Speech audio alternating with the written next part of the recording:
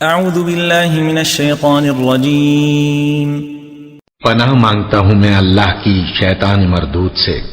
وما كان لمؤمن ان يقتل مؤمنا الا خطأ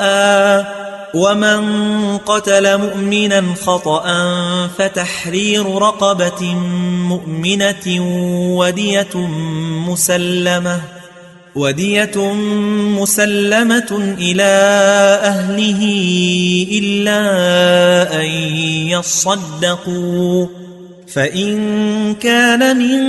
قوم عدو لكم وهو مؤمن فتحرير رقبة مؤمنة وإن كان من قوم بينكم وبينهم ميثاق فدية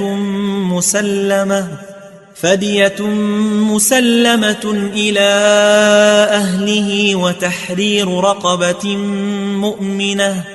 فمن لم يجد فصيام شهرين متتابعين توبة من الله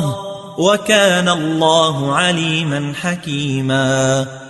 اور کسی مومن کو شایع نہیں کہ دوسرے مومن کو مار ڈالے مگر غلطی سے ایسا کر بیٹھے،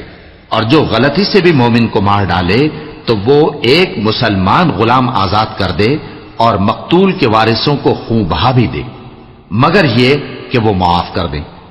پھر اگر مقتول تمہارے دشمنوں کی جماعت میں سے ہو اور وہ خود مومن ہو تو صرف ایک مسلمان غلام آزاد کرنا چاہیے، اور اگر مقتول ایسے لوگوں میں سے ہو جن میں اور تم میں صلح کا عہد ہو تو وارثان مقتول کو خون بہا دینا اور ایک مسلمان غلام آزاد کرنا چاہیے، اور جس کو یہ میسر نہ ہو وہ متواتر 2 مہینے کے روزے رکھے۔ یہ کفارہ اللہ کی طرف سے قبول توبہ کے لیے ہے، اور اللہ سب کچھ جانتا ہے، بڑی حکمت والا ہے۔ ومن يقتل مؤمنا متعمدا فجزاؤه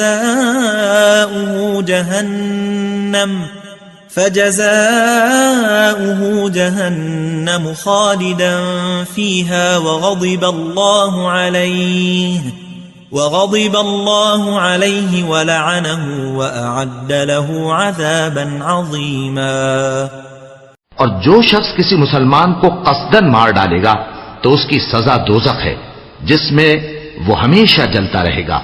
اور اللہ اس پر غضبناک ہوگا اور اس پر لعنت کرے گا، اور ایسے شخص کے لیے اس نے بڑا سخت عذاب تیار کر رکھا ہے۔